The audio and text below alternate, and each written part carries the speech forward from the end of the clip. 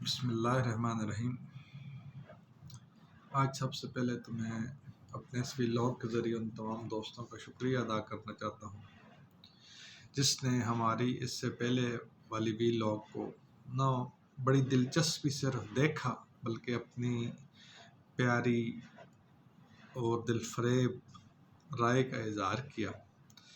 تو ان دوستوں کا بہت شکریہ، اور آپ کی حوصلہ افزائی ہی یقیناً ہمارے اس کام میں مزید بہتری کا باعث بنے گی، اور دوستوں نے جو تجاویز دی ہیں ان پر انشاءاللہ ہر صورت عمل کیا جائے گا تاکہ بہتری کی رائے نکل سکے۔ تو پچھلے ولاگ کے سلسلے میں چند ضمنی سوالات آئے تھے، میرے خیال میں سب سے پہلے ان کا جواب دیا جانا انتہائی ضروری ہے۔ ان میں سب سے پہلا سوال جو ضمنی سوال زمان خان صاحب نے فرمایا ہے، پوچھا ہے کہ جناب اگر بچے کی والدہ یا بچی کی والدہ شادی کر جائے تو پھر اس کے بعد اس کی جو حضانت کا طریقہ کار کیا ہوگا یا وہ حق کس کو ہوگا۔ تو اس سلسلے میں گزارش ہے کہ یہ اس بات کا فیصلہ کرنے کے لیے جو عوامل عام طور پر مد نظر رکھے جاتے ہیں وہ بچی کی صورت میں مختلف ہوتے ہیں اور بچے کی صورت میں مختلف ہوتے ہیں۔ جو بات بچی کی صورت میں مد نظر رکھی جاتی ہے وہ بنیادی طور پر یہ بات دیکھی جاتی ہے کہ جہاں اس عورت نے شادی کی ہے اس کا بچی کے ساتھ کیا تعلق، یا تعلق سے مراد رشتہ کیا بنتا ہے، ریلیشنز کیا بنتا ہے، اور اگر تو وہ ان کا ریلیشن ممنوعہ کلاس میں آتا ہے، پروہیبٹڈ ڈگری میں آتا ہے،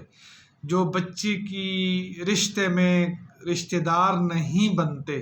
باہر کی فیملی سے ہوتے ہیں، تو ایسی صورتحال میں پھر عدالتوں کے فیصلہ جات موجود ہیں کہ بچی کو ماں سے لے کر والد صاحب کے حوالے کر دیا گیا ہے۔ اب بچے کی صورت میں یہ تھوڑے سے آلات مختلف ہوتے ہیں، یہ دیکھا جاتا ہے کہ اب بچے کی بہتری کس طرف ہے، اور اس کو ماں کے پاس رہنے دیا جائے یا باپ کے پاس رہنے دیا جائے۔ اب اس میں مین کردار جو ادا کرتی ہے وہ باپ کا شادی کرنا یا نہ کرنا، یا باپ کی فیملی میں اس بچے کی دیکھ بھال کے لیے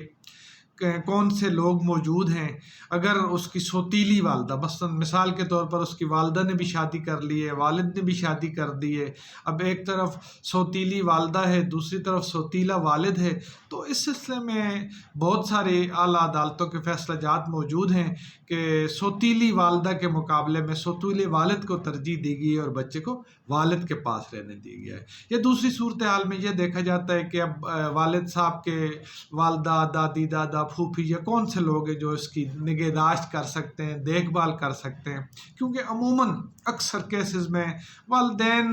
کو اپنے روزگار کے سلسلے میں گھر سے باہر بھی رہنا پڑتا ہے، مختلف سفر کرنے پڑتے ہیں، سم ٹائم لوگ بیرون ملک بھی ہوتے ہیں، تو یہ ساری چیزیں کنسیڈر کی جاتی ہیں۔ تو اس سلسلے کو کنکلوڈ اس طرح کرتے ہیں کہ بچے کے لیے مختلف عوامل ہیں اور بچی کے لیے مختلف عامل ہیں۔ انہوں نے ایک ضمنی سوال میں یہ بات پوچھی کہ وراثت کا کیا ہوگا، تو اس سلسلے میں گزارش یہ کہ اس میں یہ طے کردہ اصول ہے کہ جو بچہ، جو روح اس دنیا میں آ گیا، بچہ ہے یا بچی ہے، تو وہ وراثت کا حقدار ہے اپنے والدین کی، اپنے دادا کی، اپنے نانا کی، چاہے وہ وراثت تنکا بھر ہی کیوں نہ ہو۔ تو یہ گزارش ہے کہ وراثت سے محروم نہیں کیا جا سکتا۔ نارملی ایک کنسیپٹ ہے جی کہ اس کو آگ کر دیا جاتا ہے، تو گزارش ہے کہ قانون میں نہ تو کسی قسم پاکستان کے خاص کر قانون میں ایسی کوئی شک موجود نہیں ہے کہ کسی وارث کو آگ کر کے وراثت سے محروم کر دیا جائے۔ تو یہ پریویس جو ضمنی کوسچن تھے اس سلسلے میں عرض ہے۔ آج کا جو بنیادی سوال یہ مختلف دوستوں کی طرف سے آیا ہے، اور یقیناً ایک بڑا اچھا سوال ہے، اور اس میں مختلف دوستوں نے یہ بات پوچھی ہے کہ ایک ایسا شخص جس کے خلاف پاکستان میں کوئی ایف آئی آر درج ہو جاتی ہے، کیس رجسٹرڈ ہو جاتا ہے، چاہے وہ اس کی موجودگی میں رجسٹرڈ ہوا ہو یا چاہے اس کی غیر موجودگی میں رجسٹرڈ ہوا ہو، اور وہ خود بیرون ملک ہے۔ سوال یہ ہے کہ کیس پاکستان میں رجسٹرڈ ہوا ہے اور جس کے خلاف رجسٹرڈ ہوا ہے وہ بیرون ملک ہے۔ اب دوستوں نے یہ پوچھا کہ اس کو کسی عدالت میں پیش کیے بغیر اس کی ضمانت قبل از گرفتاری کیسے کروائی جا سکتی ہے؟ جہاں تک سوال پوچھنے والوں کے جو انگریڈینٹس سوال کے بنتے ہیں کہ بندے کے خلاف F I R registered Pakistan میں ہو، بندہ وہ ملزم بیرون ملک ہو، اور وہ کورٹ میں پیش ہونے کے بغیر اپنی ضمانت قبل از گرفتاری کروانا چاہتا ہو، اور اس کا مقصد یہ ہو کہ میں جب پاکستان آؤں، ایئرپورٹ پہ اتروں یا اپنے گاؤں میں آؤں یا اپنے شہر میں آؤں تو مجھے کوئی گرفتار نہ کرے اور اس کے بعد میں کورٹ میں پیش جاؤں۔ تو اس سلسلے میں گزارش ہے کہ بنیادی طور پر جو ضابطۂ فوجداری کی دفعہ 498 ہے، وہ ضمانت قبل از گرفتاری، جس کو بیل بیفور اریسٹ یا BBA کہتے ہیں، اس سے ڈیل کرتی ہے۔ تو بنیادی طور پر بیسک سیکشن آف لا جو 498 CRPC ہے، اس میں تو ایسی کوئی بات موجود نہیں ہے کہ کس کو کس وقت کیسے ضمانت دی جا سکتی ہے، لیکن یہ ایک بڑا لمبی ہسٹری ہے اور شاید اس ویلاگ میں اتنا وقت نہ ہو کہ ہم اس کے وہ سارے کے سارے جو عوامل ہیں، انگریڈینٹس ہیں، ان کو دیکھ سکیں۔ لیکن اس سوال کو حل کرنے کے لیے کہ کیا ایسے ہو سکتا ہے، تو میری اس سلسلے میں گزارش ہے کہ بنیادی طور پر اگرچہ یہ بات قانون میں موجود، بیسک قانون میں موجود نہیں ہے، لیکن اس پر عدالتی نظائر ایک سے زیادہ موجود ہیں۔ جہاں لوگ بیرون ملک تھے، وہاں سے انہوں نے اپنے کونسل کو ہدایات دیں، کونسل ان کی ہدایات کو لے کر ہائی کورٹ گیا اور ہائی کورٹ نے اس شخص کو پروٹیکٹیو بیل گرانٹ کی کہ وہ آئے،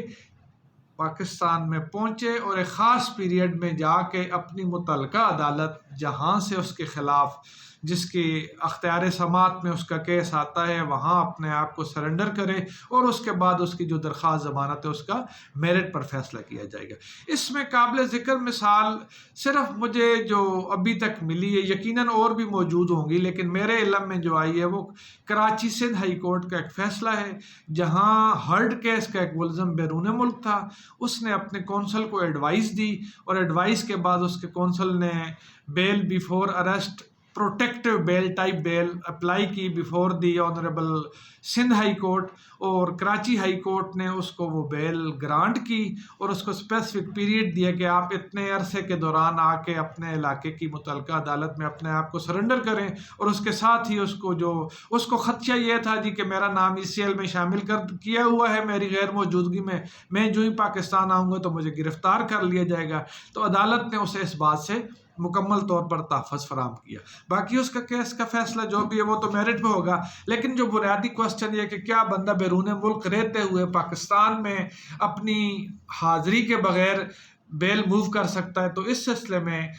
جو فیصلہ موجود ہے جی کہ کر سکتا ہے اور وہ گرانٹ بھی کی گئی ہے، لیکن ایک جنرل رول جو طے کیا گیا وہ یہ کہ ملزم کا عدالت کے سامنے پیش ہونا ضروری ہے۔ خاص حالات و واقعات میں اس قسم کا ریلیو معزز عدالتوں نے دیا ہے، اور یہی ایک سندھ ہائی کورٹ کی مثال میرے سامنے ہے جہاں ایسا کیا گیا ہے۔ تو میری ذاتی رائے میں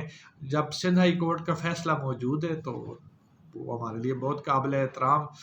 معزز عدالت ہے، اور اس کا فیصلہ یقیناً سب پہ قابل پابندی ہے، اور میری رائے میں ایک ایسا شخص جو خود تو بیرون ملک ہے اور وہ پاکستان آنا چاہتا ہے، اور پاکستان آنے سے پہلے اگر وہ عدالتی تحفظ حاصل کرنا چاہتا ہے تو اس کے لیے یہ مثال موجود ہے۔ دوسری بات ایک دوست نے پوچھی ہے کہ قیدیوں کو وہ کون سے آلات ہیں